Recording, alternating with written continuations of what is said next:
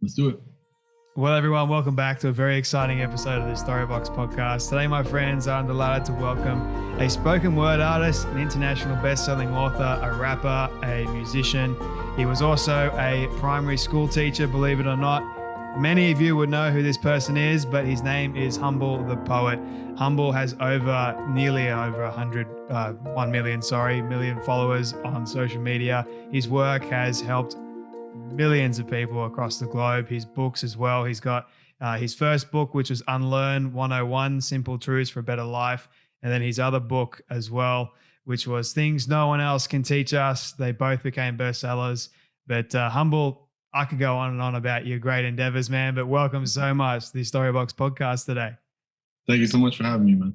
It's so good to have you here, man. We'll just rumbling on about your names and how people have both incorrectly or pronounced our names wrong, which is good. But it's great to have you here, man. I've wanted to speak to you for quite some time, actually. So I appreciate you making the time today. Before we get into, I guess, your backstory and your influence on the world, I have one question I love asking all my guests at the very, very start, which is, what does success look like for you? For me, success looks like living life under my own conditions, on my own conditions, and conquering obstacles, both internally and externally. And and I think the simplified version of that would be, physical health, mental health, financial health, and social health. So what do you do on a daily basis to align yourself mentally, physically, and spiritually? I go for a lot of walks. It's probably all three of those in one. I go for a lot of walks, and I no longer have headphones in, so I'm walking and just absorbing whatever's happening. At the same time, clearing out my mental inbox, thinking the thoughts that I've been avoiding thinking, and sometimes speaking to myself out loud, and at the same time just moving. Movement is medicine, and just moving as much as I can. So tell me about your spiritual practice as well, because I feel like that is a big part of one's person's life, especially when it comes to, I guess, knowing who you are and living a fulfilled life. So can you share your spiritual practices? Yeah. So there's a really cool guy. I met him on Clubhouse named Amar Atma, and he defines spirituality so wonderfully. He says it's the art of dealing with suffering. So I think, prior to that definition, if you ask me my spiritual practice, I don't have a spiritual practice. I don't that's not in my wheelhouse. But definitely we all have a spiritual practice because we're all dealing with our suffering in various ways with whatever tools we have and context and experience that we have. So for me, the big one is the Jay-Z quote, "You can't heal what you don't reveal." Really trying to deepen my observations of myself, pick up on my patterns, observe myself without judgment, feel the feels, recognize when I'm avoiding feeling, noticing the difference between my reactions and my responses, expressing, so journal writing, art creating, self-conversations, dancing, just moving, having great conversations,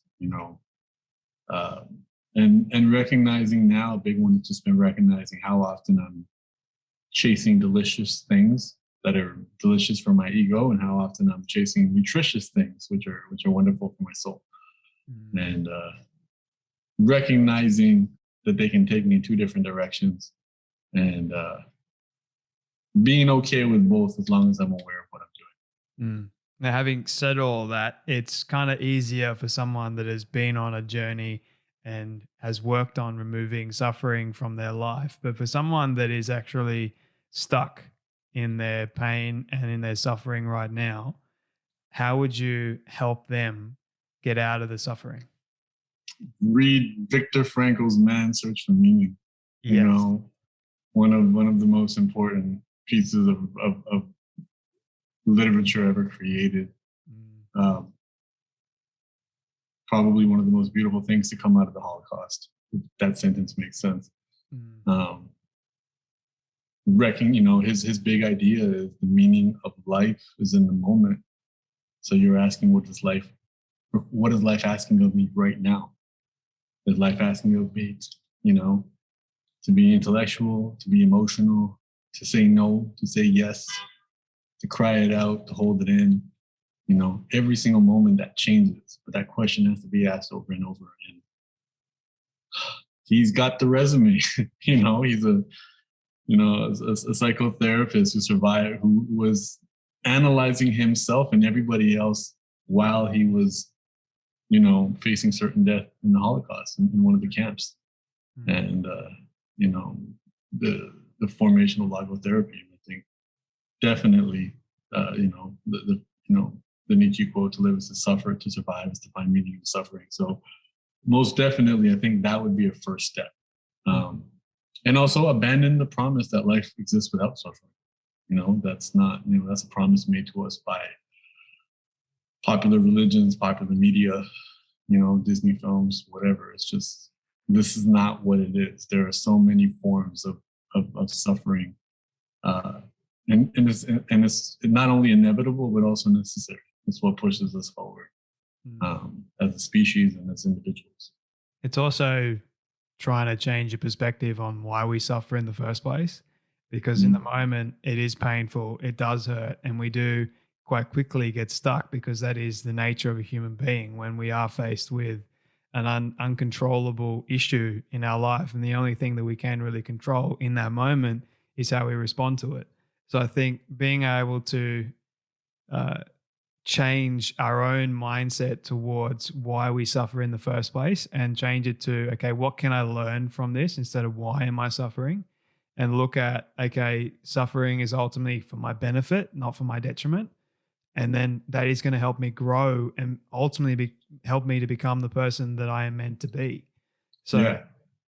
Well, instead of saying what is happening to me, ask what is happening for me.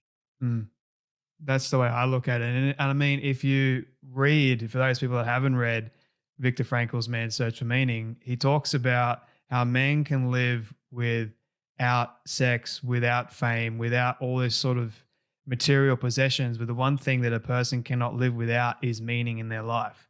And I feel like we're all on this struggle to find meaning, especially when it comes down to suffering in the first place. And it's like one of life's most biggest questions, isn't it? Yeah, and it gives the suffering purpose. It's the Albert Camus, idea of Sisyphus pushing the rock up there, saying, "Hey, imagine he's having fun." And even Jordan Peterson's maps of meaning. It all falls back down to absorb as much responsibility and burden as possible, and that's only possible when you have just meaning behind it. And these are things that happen to us anyways. These aren't things that we have to search out for. People have children. All of a sudden, you're sleep deprived. You're financially deprived. All of these sacrifices end up being made, but they don't feel like sacrifices anymore. They would have, years before felt like the worst things ever. I just got myself a puppy. It's the same idea, having my sleep interrupted, having my schedule interrupted, having to take into consideration another creature every time I want to leave the house. It doesn't feel like a burden. But if you put that on paper, it sounds like one, but it doesn't feel like one, because there's meaning and purpose and value behind it. And if anything, it as you said, it just changes the angle ever so subtly towards the way you're looking at things. And it doesn't feel as bad, even though the burden is still the same. And, accountability, responsibility. And these are all the things that we are doing our best to avoid in life. These are all the most successful products in the world are convenient, easy, cheap. They're not, and not realizing that all of these are turning into weapons against us because they're easy, convenient, and cheap. It's fast food, and we need to go towards the difficult, the challenging, because when we do those things voluntarily, especially, the amount of self-respect and self-worth that comes from that, empathy that comes from that is second to none. And the peace that comes from that reduces the amount of pleasure that we chase, and we don't get caught in this cycle. And I know for me personally too, just the transition from a struggling creative to somebody who found success, even if success was simply I'm able to live within certain means, and I don't feel like my back's up against the wall to pay for the next couple of months or even the next year or two. Seeing how instantly I started to shrivel as a person, the world wasn't demanding anything of me. I could kind of ride out into the sunset. Everything was taken care of, and I would just atrophy. Life became it was like going to the gym and lifting weights that were way too light and wondering where's the progress. And it's like, there's got to be stress. There's got to be friction. There's got to be burden. And the only difference is when you get a level of quote unquote success is that you just have to choose them now. It's not that they're going to be placed upon you. Like all of our greatest moments is when challenges and bullshit finds us and we have to step up to it. Then it gets to a point where we have to seek this stuff out, seek the discomfort, seek the stuff that we're afraid of, seek those awkward conversations we never wanted to have, and continue doing this. And this is an ongoing process for the rest of our lives. It doesn't stop until we die. Exactly. And even then you kind of think, well, our legacy that we leave behind, people can see that and remember what we went through, and hopefully, and this is my hope at least, that people look at my life and they see what I went through, all the suffering and how I was able to overcome it. And that can give people a little bit more hope and peace and comfort in a way to move towards the uncomfortable. And that in itself is contributing to us as a species. It's each one teach one, and it's passing this down. And that's what we've been doing, for tens of thousands of years. Whether we painted it on a cave or wrote it down on paper or acted it out in a play, it's passing that down. And, you're a piece of that puzzle, just as I am. And, whether people remember it or not, they will still build upon what you've been building upon, from the people that gave it to you before. What's been a difficult thing that you sort of had to confront recently in your own life, Humble?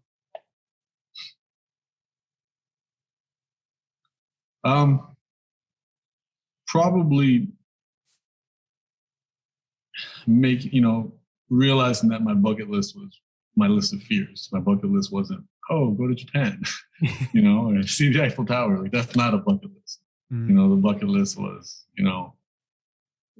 walk away from a relationship that's no longer taking you where you need to go, even if it doesn't make sense, but feels right. Or,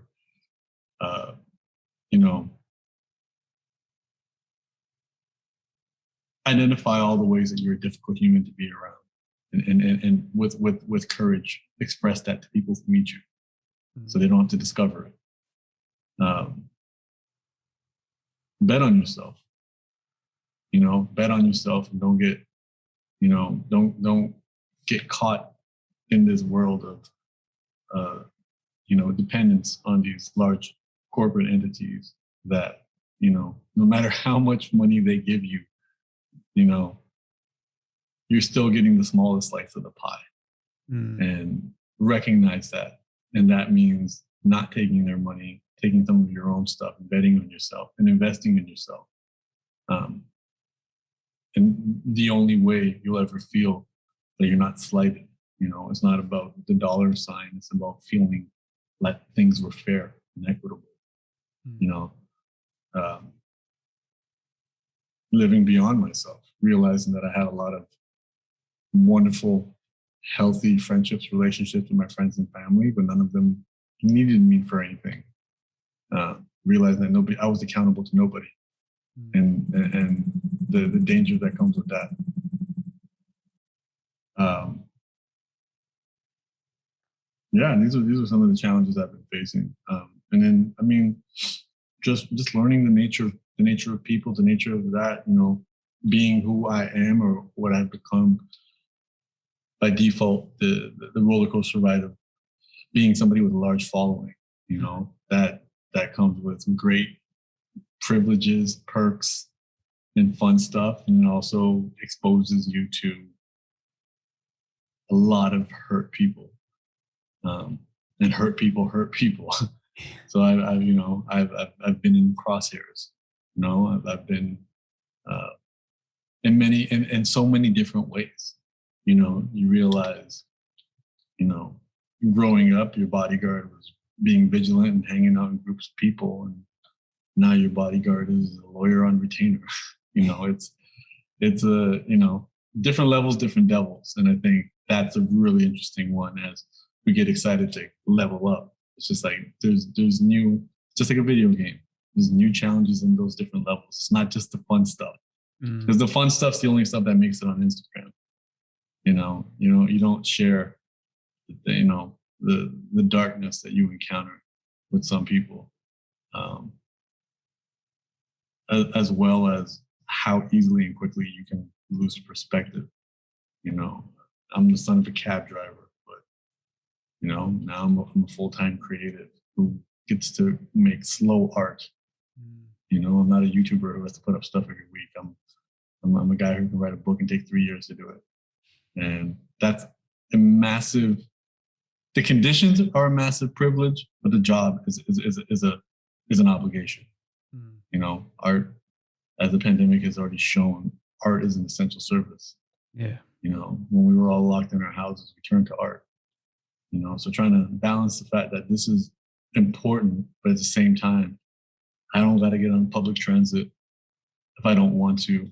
I don't have to show up to work and face people every day and put myself at risk, especially during the pandemic. So I need to be mindful of what opinions I put out there with regards to this, with regards to how it's being handled, with regards to what the people in charge are doing. So really trying to figure all of that out, and as well as the responsibilities that come with having a big following, in terms of everybody wants every problem to be your problem. You got to care about the whales. You got to care about Palestine. You got to care about what's happening in countries that you didn't even know were having conflicts until somebody attacks you for not speaking up on it. Yeah. So, and then being the soundboard for other friends, we're dealing with that as well, because at least I have a history in social justice and activism. So I'm on top of things, and now becoming the person that people are turning to gain a better sense of what's happening with Black Lives Matter, what's happening in Palestine, what's happening with the farmers in India, what's happening in Myanmar, what's happening, in various other places in Canada, in the States, and whatever challenges people are facing, because social media is highlighting all of them now, which is a good thing. But it's a double-edged sword when it comes to the pressure that puts on people. So there's quite a bit of challenges faced that way, and a lot of it's very mentally taxing, and not realizing that our brain burns so many calories, so we can be exhausted without even moving. Yeah. And having, being self-employed and having that empathy for myself and being like, yo, today we're just watching TV. We're not dealing with any of this shit. We're just going to watch the same favorite TV show over and over again. Or we're just going to go for a long ass walk, or we're going to meet some friends in the park. And we're not going to play the productivity game today. And that's okay. So that's kind of where I've been at for the last couple of months. There's a lot of different avenues or paths, more or less, that I could have taken with that response. But the main one that I still want to give people context on is that when you initially started, did you face a lot of rejection, and did you have doubt as well that came along with that? Did you ever think that you would be in the position that you are in today with the voice that you do have?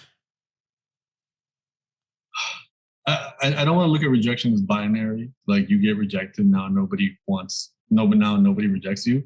I think there's since the first day I began, I was exposed to the totem pole, where people literally, without saying it to you, were like, here's the totem pole, here's where you are, now go fuck off, right? And yeah, things get better and you climb the totem pole. But that doesn't matter because it's still a totem pole nonetheless. And every so often, even this week, I've had those experiences where someone reminds you in an inadvertent way that you're not as important to them as either other people or other things, because there's something in it, something greater in it for somebody else. And I will forever experience that. I will. A great example is I was in a room full of some successful YouTubers, and then they were talking about how like he was dating a girl and he lost her to an NBA player.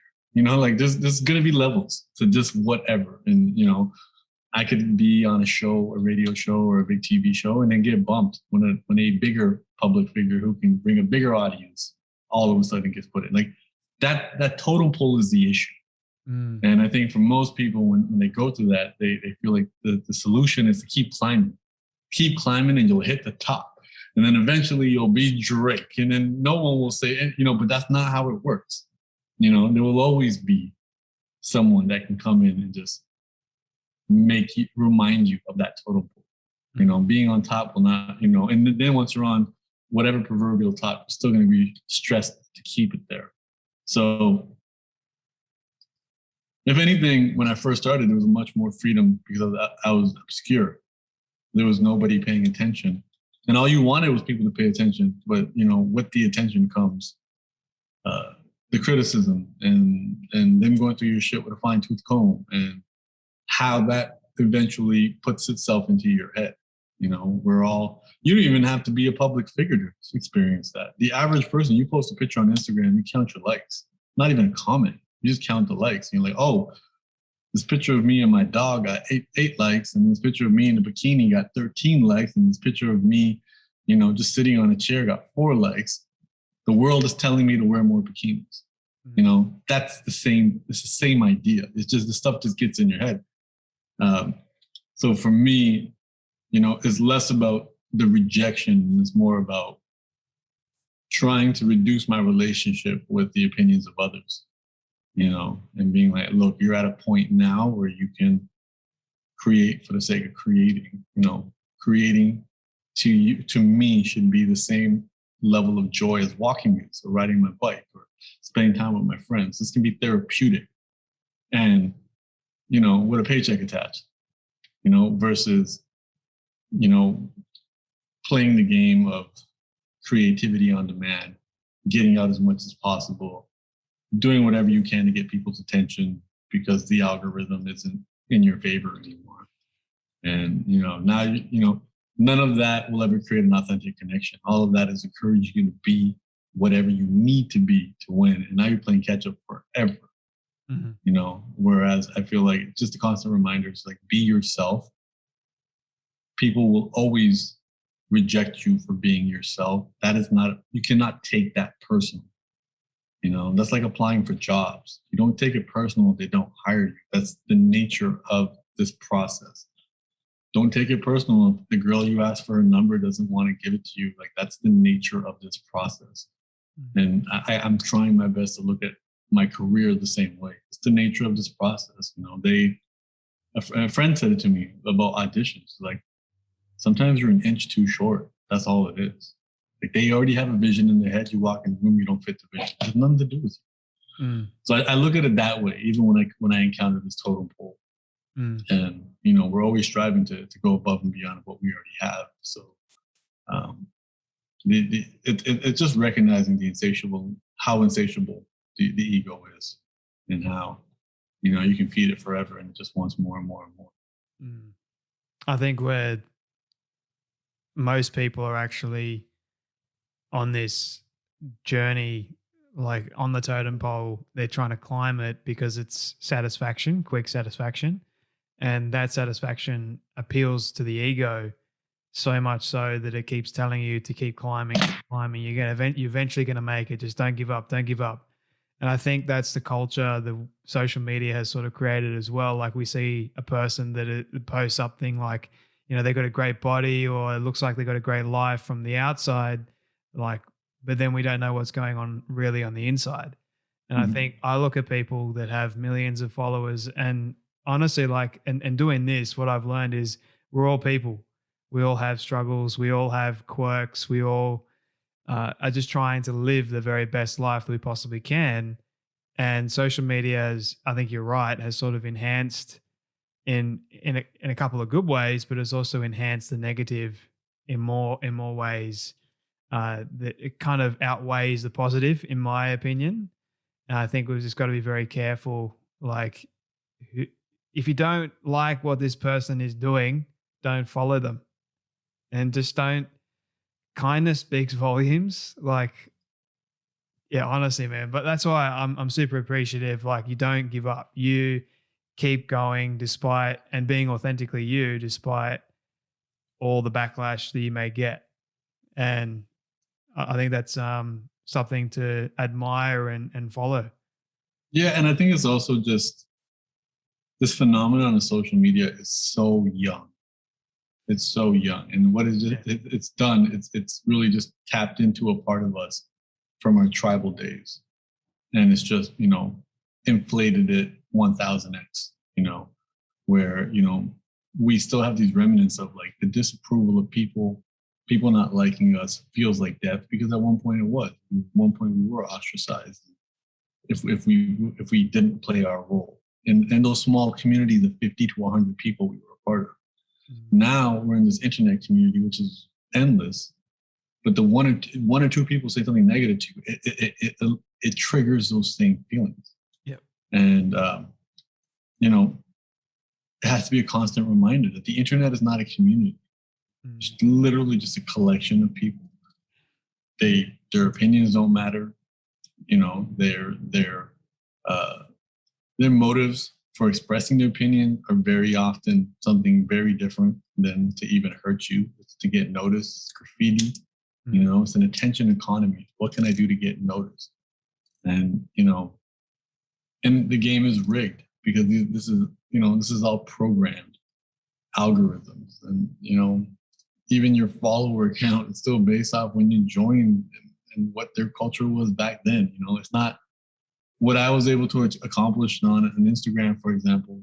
It's not going to be as easy to accomplish that now. It's a different time. It's a different setup. Instagram has different priorities.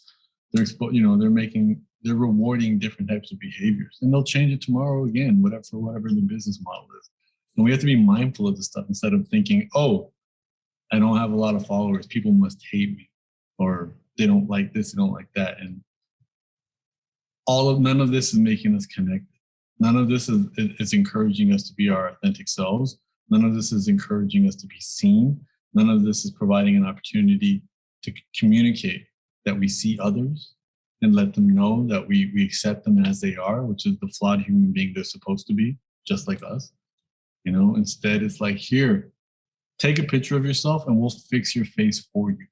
Yeah. Before you even snap the photo, because we want you to look as smooth and as symmetrical as possible, because that's the scientific definition of beauty. Look like a baby. And they know what they're doing. The ones who create this stuff. And let's just be, as you said the cons outweigh the pros. I mean, it would be an interesting argument to even ask if there are any pros left. Yeah. And just be aware of it. I think just for everybody, just be aware of it. It started as something, I think it had the right intentions. You wanted to know what was happening. Your second cousin had a birthday and you wanted to see the pictures, and it was cool. But now it's everybody, many people on these platforms are living for display purposes only. Businesses have been set up around this. And, it's not going away. And we all have to be mindful of it. And the only way not to lose the game is to not play it. Yeah. I think you're right in many areas there. And I think as well, like with any new thing, everyone just gets all hyped at it. And they think, oh, social media was going to connect the world. But then if you really look at it now and where it's sort of taken us, it's kind of disconnected us. And then now we're living in cancel culture. I mean, whoever thought that cancel culture would ever exist?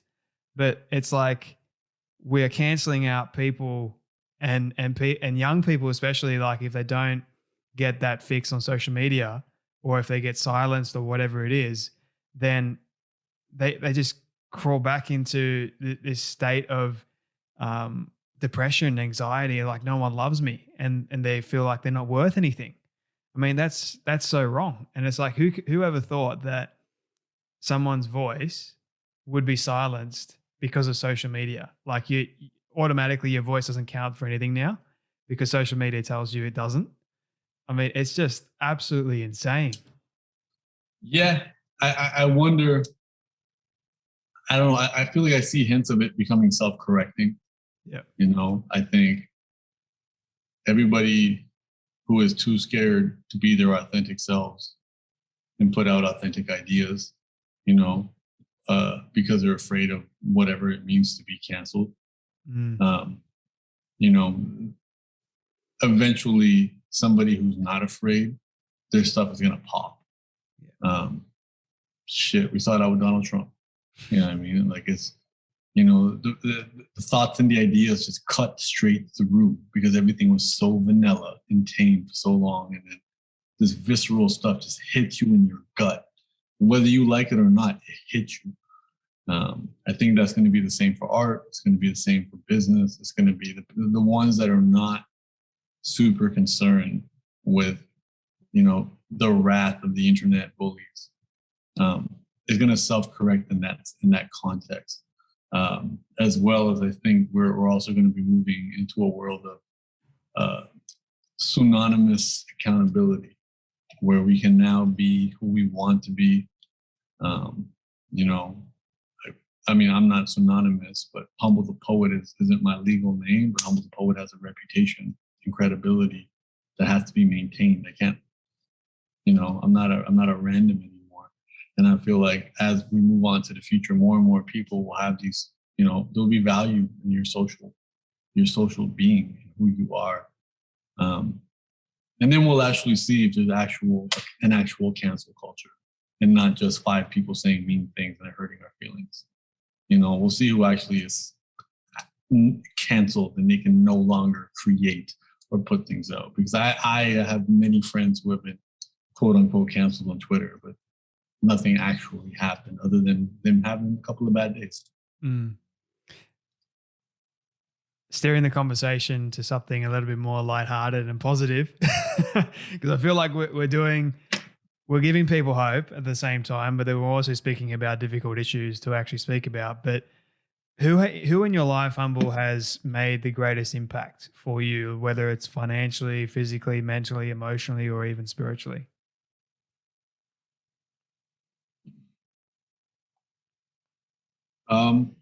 I don't think to be one individual. I'm a big believer that everybody is my teacher, and I've had so many magical moments with different individuals who have just said the right words that have just subtly changed the trajectory of my life and my mindset and everything. And I think that's more about priming myself to be able to absorb what they have to say and learn from it, which means focusing on understanding more than judging. So, everything from my siblings to ex-girlfriends to, entrepreneurial mentors to my childhood friends to interviews I watch on YouTube, I just try to absorb as much as I can. So I don't think I could identify a single source. I think I'm trying to prime myself to learn from everybody. I could probably say humanity, past, present, and potentially future. But I benefited from putting my work out on these new platforms when they were new. So there really wasn't a lot of space for mentorship because I was, one of the early adopters of a lot of stuff and still am. So there's little mentorship, formal mentorship, but I'm trying to learn from everybody. Everybody's a rock star at something. And if I discover what they're a rock star at, I want to hear all about it. What are you excited about that's coming up next for you? My next book, I have my first, the Shetty draft pretty much done. So, that's in the go back and read it to see, just to make sure the sentences make sense. I'm on that phase right now. I hate that part. Yeah. I mean, yeah. It's Yeah, and I'm doing it is it's it's right with empathy and compassion, and let just give yourself space to vomit it all out. And now it's like edit like a freaking dictator. Yeah. And kill that artistic idea of killing babies. Doesn't matter how much you love that thing. If it's redundant, get rid of it. That's the process of hacking away at the unessentials, no matter how much you love it. So I'm in that phase of it all right now. I'm still discovering what the best groove is. I want to not be in front of my computer screen to do it, but I'm like, okay, well, if I print this all out, do I use a red pen? And then I got to go back to the computer and fix this stuff anyways. Like, it's back in the 80s now. So I'm still figuring that out. I have an assistant who's currently reading the book, and her only job is to make sure it makes sense. Just every so often I might say, I couldn't do this when I meant to say I could do this, or vice versa, while you're just typing. So I'm there, and then I don't have a release date for the book. It could be as early as this November or as late as next November. No point in putting pressure. Huh? No point in putting pressure on yourself to get it out. Just make sure that it's good enough for you. Yeah, it'll definitely be. It's already on par to be the best piece of art I've created. I committed myself to doing that. That was the only reason I wrote this book. So it will be there. Obviously, once it's done, and it's just going through the very slow process of getting printed. You take off the artist hat, and now you put on the marketer hat, and now it's trying to getting on all these cool podcasts and meet all these cool people, and get the book out, and go to signings and do all that, which is a whole other job in itself.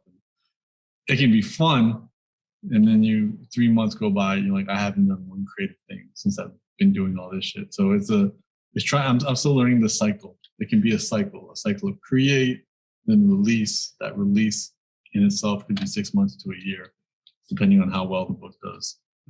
So I'm excited for that, because the book is out. The hardest part of the book, getting started and getting into a decent spot, is, I had to write 80,000 words, and I'm at probably 120. So there's a lot there, and I can start hacking away. And yeah, doing some collaborations with some other interesting people. Everything from a COVID relief song for India to working with a popular clothing company and doing a collaboration to, now that the world's opening up, going back to doing speaking gigs. I really have fun doing those. And then just as well, just learning new things. I've been boxing the last year, having fun doing that, being really shitty at it and slowly getting a little bit better, as well as, being a dog dad. That's just something I'm excited to be getting better and better at. So yeah, it's been cool.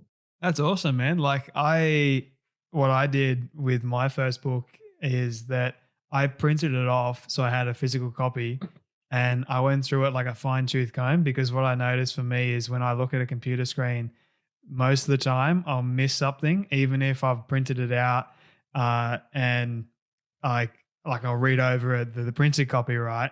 And then it'll be different to me actually reading it from the computer screen. I'll notice, hey, I missed that.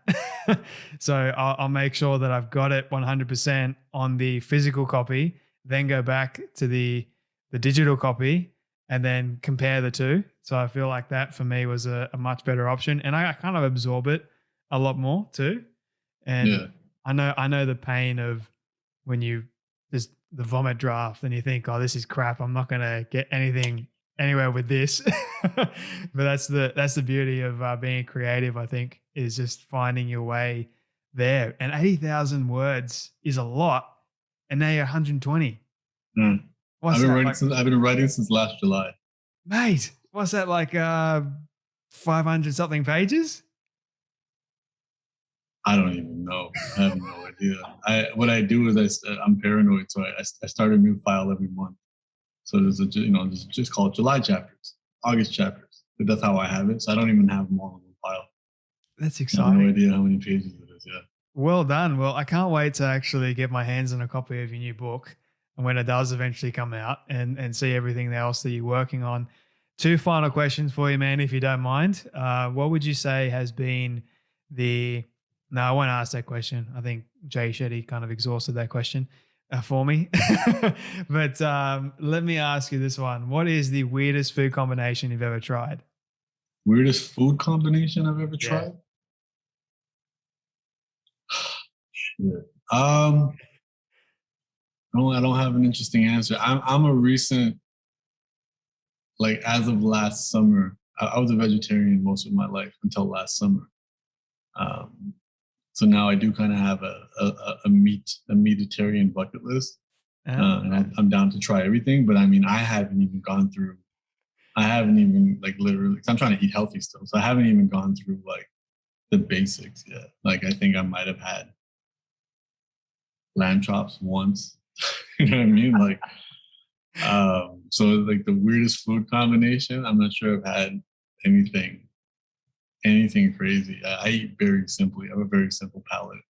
I eat like a 5-year-old kid. You know, before meat, I was eating cheese pizza and French fries. And um, weirdest combination. I can't even say. Yeah, I don't. Fried ice cream. I don't know. That's probably it. Fried ice cream is pretty damn good. I have to be honest with you there. Yeah, it's really good. I just thought, the science of it didn't make sense in my head when I heard it. Me either. Like the first time I heard of fried ice cream, I'm like, what? Yeah. You can fry ice cream? How does it still remain cold when you, anyway, like. Yeah. And I also don't understand the appeal of Vegemite. Me either.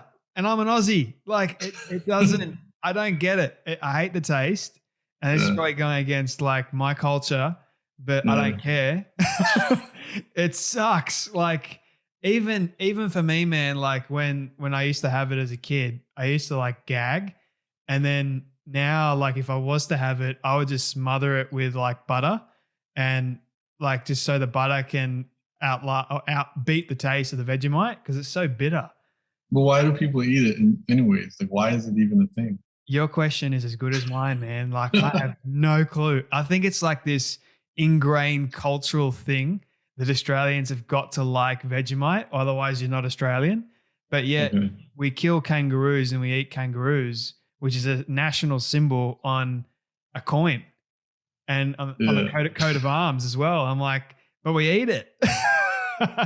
Anyway, that's just my thoughts on the matter. So it's a weird thing. Like Vegemite. Anyway, what is my opinion? Yeah, so I haven't done anything super weird yet. I'm just trying to think. Like, we might have gone to a restaurant that has some funky stuff on the menu, but I'm not a super risque eater, and I haven't done anything funky yet. Does Canada have any weird sort of menu items that are like ingrained within the culture apart from maple syrup? That's not weird. Poutine. What's that? French fries with gravy and cheese curds. See, that for me is glorious.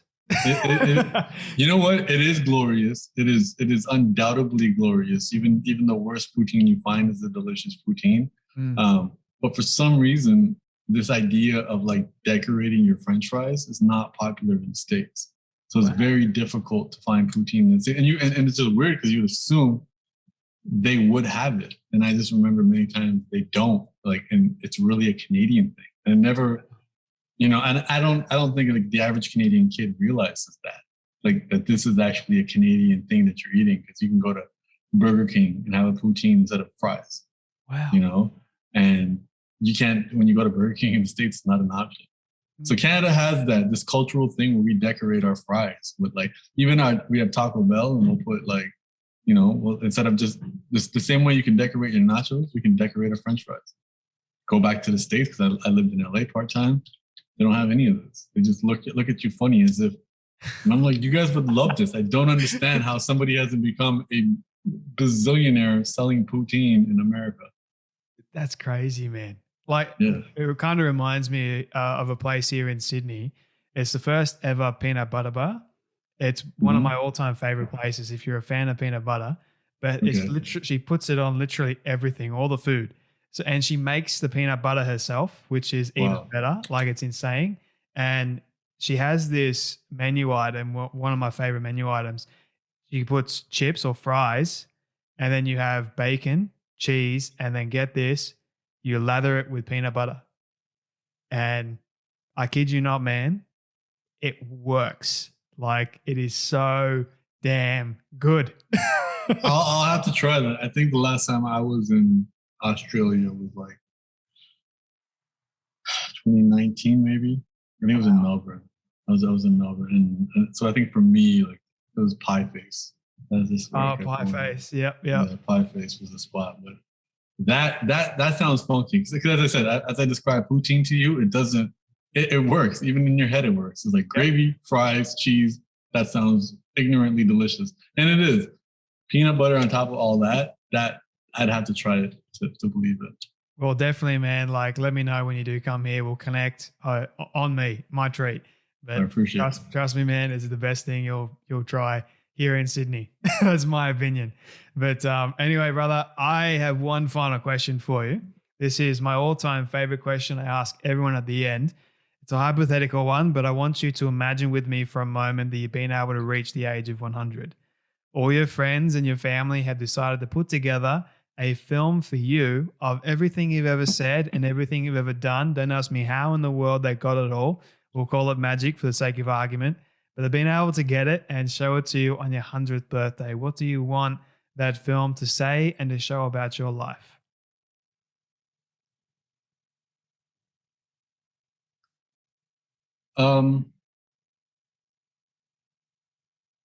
It's an interesting question.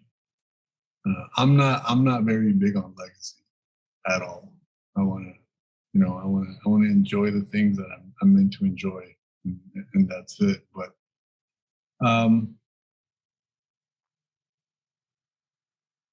what was the last part of the question? What was the actual? What do you want to see in that video, or what do you want it to say? What do you want it to say and to show about your life? That this guy squeezed out his potential. Like there was nothing left in the ring. Like this guy squeezed it all out. He made it to 100 with every bruise, cut. He's used up. I'm used up. I am used up well. I am not in mint condition. I am gone through the ringer in every capacity, and I have no questions or curiosity of what could have been, what if. That's probably I in no way, shape, or form did this guy sell himself short. And I think that would be a nice simplified answer to that. He gave it all, left nothing. I love it. Perfect send-off message, man. Where can people find you, connect with you, buy your books, you learn more about your work, everything that you're doing? HumbleThePoet.com shows everything. I just recently launched my own podcast. And so, there's a podcast page up on there as well. You can check that out. I make clothes, books, music, films. So I just try to bring ideas to life. Instagram @HumbleThePoet, Twitter @HumbleThePoet. Wherever you listen to music, just type in Humble the Poet. I'm everywhere doing everything. It's just, and I don't know how it happened. It's happening. Somebody continually validates me to keep going, so I'll keep doing it. Love it, man. Humble the Poet, thank you so much for your time today, man, and for sharing your stories on the Storybox podcast. Thank you so much for having me.